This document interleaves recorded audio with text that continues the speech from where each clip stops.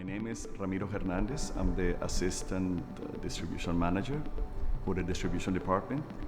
Okay, we are in charge of the water and the electricity, and today we're going to be discussing about electricity, specifically on the load shedding procedures that we have to carry out in a company due to special situations that we may encounter on the grid or in the power plant.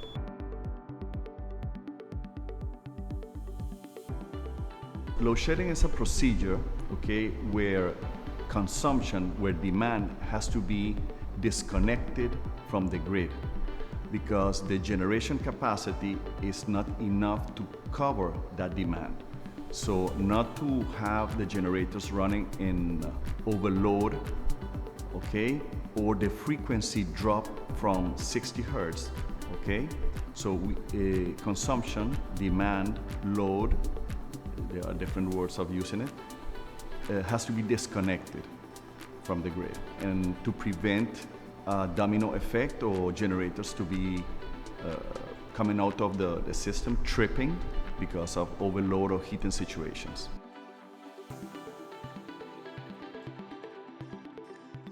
Load shedding could be affected primarily by the amount of units we have running on the power plant.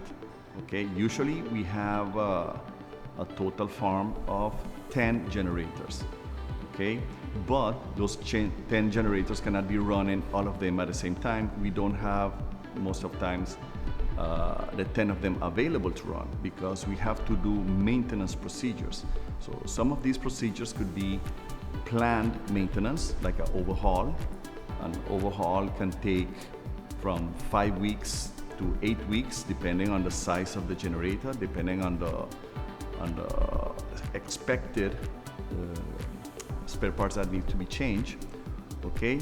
And also the load shedding is affected by the size of the generator that we are maintaining. We have from small ones that can go from 3 megawatts all the way up to the big ones that can generate 10.5 megawatts. And that will affect definitely the load shedding, how many cables or how much load has to be taken out of the grid.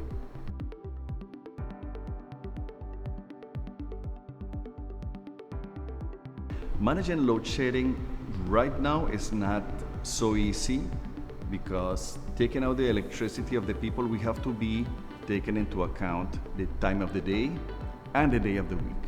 Of course, we try to avoid taking out cables, distribution cables, the load that is directly supplying electricity to schools and to pump houses that feed people directly with water.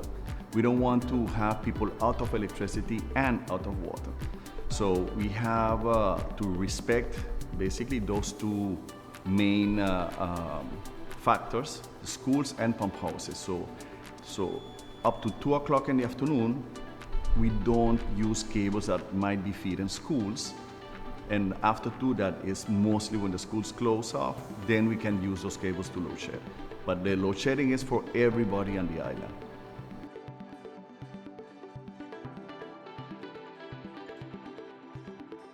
There are a couple of misconceptions. At the end or at the beginning, people always discussing or saying that, oh, you only take certain areas, be repetitive on those areas a lot. And maybe in the past was like that, but in the way past. Okay, right now we use everybody from lowlands to Oyster Pond, to Dutch Quarter, to Pelican, to Simpson Bay. Everybody is affected by the load shedding. It's not that we want to do it that way, but the load shedding is a process, it's a procedure that needs to happen to prevent a major issue in the power plant. But everybody is affected by the load shedding.